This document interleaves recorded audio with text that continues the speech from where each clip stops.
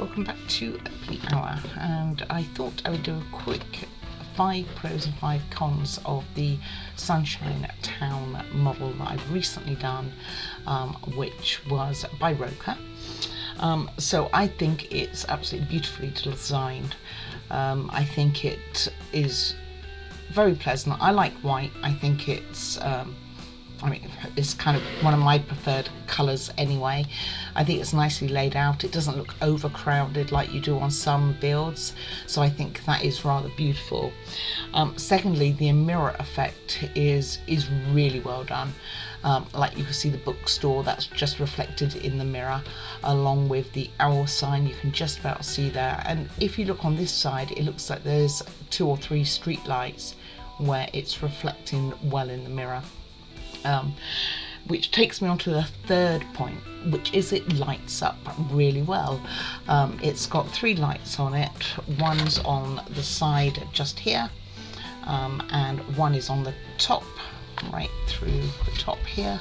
You can just about see it through there, and then you've got that little lamp at the back, and I think it does make it shine very nicely, and I didn't have any problems with the electrics. It would be nice if they got into the program of doing plug and play. I think it'd make it easier for a lot of people, but they weren't too bad, probably because it only had the 3 lights. Sometimes when you have more than that, it can become a bit more problematic.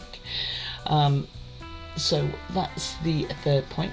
Fourthly, I found that the instructions were pretty easy to follow. They weren't anything too bad. It wasn't really bad at all. Most of it totally made sense. There's a few bits and pieces, but I'll probably go into those on the cons anyway. But overall, I actually thought it was pretty good for the instructions. Which leads me into the 5th point, which is, I think overall it was pretty easy to make. I don't think it was too bad at all. It came together quite well, and I do think it was reasonably easy to make. Not maybe by a child, but I think you need some experience, but I don't think it was too bad overall.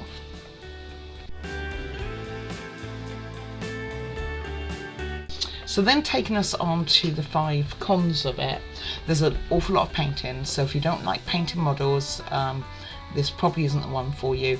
I use the Acryla paint pens, which worked perfectly well on this, but you can use the paint that they provided. They even provided a brush. I never tried them, so I can't tell you if there was enough for that or not. Certainly was enough glue, but I don't know about the paint. So just be prepared that if you buy this, you're going to have a lot of painting to do.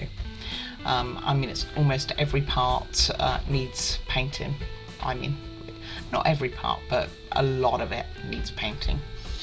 The second con is it's incredibly tight fitting in places. Too tight that it can easily break. I had a break in this far corner here. It really is incredibly, I mean, I believe in that it should be pushed to fit as much as possible, but they did provide glue, so it didn't quite have to be that tight to fit. Could have been a bit looser. It would have been better to have had it a bit looser, that you could put it together without breaking something. And you know, particularly for Roka, I kind of expect a better fit really for it not to be a problem. The third thing is our roof here feels so unfinished. I mean, it would have been nice just to have had, I don't know what the middle things are called, but you know, like you can get a decorative strip on a lot of the roofs. That would have been nice to have finished it off, just to give it that extra little touch. So it's kind of like it just wasn't thought through. These are just 2 pieces of plastic, basically put on top. There's a gap in between. It doesn't, I mean, I could probably glue it, I guess, but it just doesn't fit that well. It just doesn't feel finished. I would have expected more, like I say. Number 4 is, as much as it's a beautiful design, when you put this right wall on, the tree right at the back there, that big branch which goes all the way across, just coincides with that air conditioner. We have an air conditioner there. It's like you could just about see it the other side of that bridge.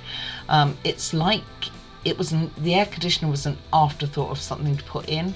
Even if I'd had that branch over more, I couldn't have put it that much over, to be honest with you. I followed pretty much what the design said in the book, and it still did have a problem. I mean, I did manage to get the branch behind the air conditioner instead, but it did actually snap the branch, not all the way through, but it did break the wood, so that it is weakened in there. I'm sure if I shook this up and down, which of course, who's going to do that?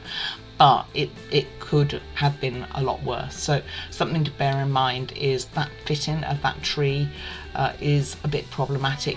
I probably could have pushed it all the way over, but I did try and follow the instructions as I read them anyway.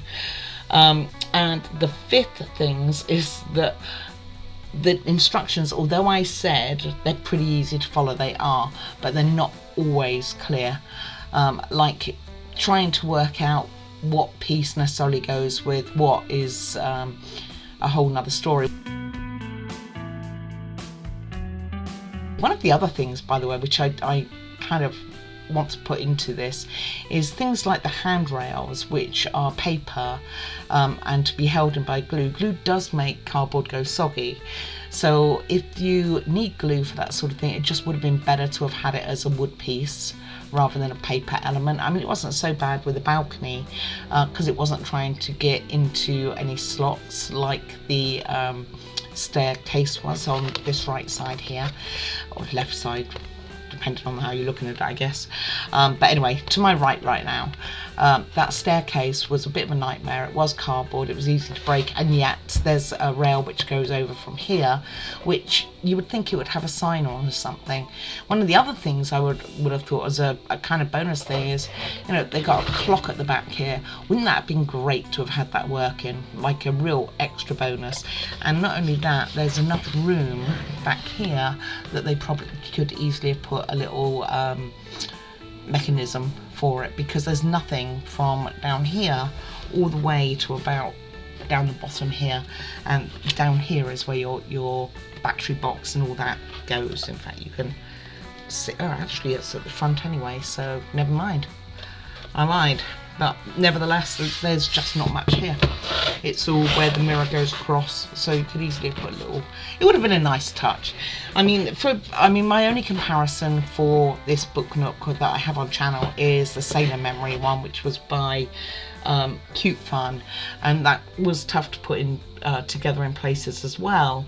But generally, the quality of the model, I think they probably really are quite close. And for Roka, I kind of expect, I guess, for them to go the extra mile. They have a really good name, you pay for that name, and you do pay extra for it. And I've never had any qualms with any Roka stuff, but this one is beautiful, don't get me wrong, I love it.